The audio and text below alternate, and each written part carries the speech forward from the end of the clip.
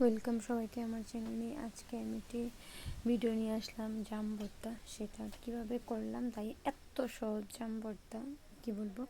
এই যে গাছ থেকে পেরে জামগুলিকে নিয়ে এসে তো এখন একটা জায়গায় জামগুলিকে জলে রাখছি।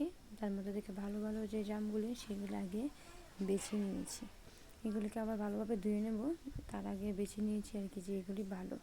তারপরে এগুলিকে ধুয়ে একটা জায়গায় নিয়ে নিলাম, সেখানে কাঁচা লঙ্কা আর নুন দিয়ে দিলাম। শুধু এতটুকু, এই দুটো জিনিসই শুধু লাগলো। তার মধ্যে এটাকে একটু জোরে ঝাঁকনি দিয়ে শেষ, তৈরি হয়ে গেল জাম ভর্তা। মানে জাম ভর্তা এত ইজি কি বলবো। তারপরে এটাকে তৈরি হওয়ার পর খুলে বাটিতে নিলাম। এই যে জাম ভর্তা রেডি। দেখতে ভীষণই সুন্দর হয়েছে, খেতেও মনে অনেকটা টেস্টি হয়েছে। তারপর সেটাকে নিয়ে নিলাম বাটির মধ্যে। দেখতেও খুব সুন্দর লাগছে। আসলে জাম ভর্তা অনেক সহজ, যেটা যে কোনো কেউ বানিয়ে খেতে পারবে।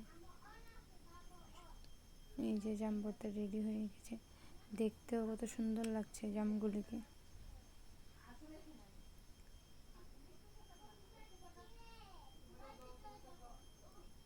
এই যে এখন সার্ভ করা হয়ে গেছে। এখন যার যেটা পছন্দ সেটা নিয়ে নেবে। শুধু জাম ভর্তাতে এই দুটো জিনিসের লাগে, নুন আর কাঁচা লঙ্কা, জাম, শেষ। আর কিছুই দরকার পড়ে না। তো এই রেডি হয়ে গেল জাম ভর্তা। সবাইকে থ্যাংক ইউ।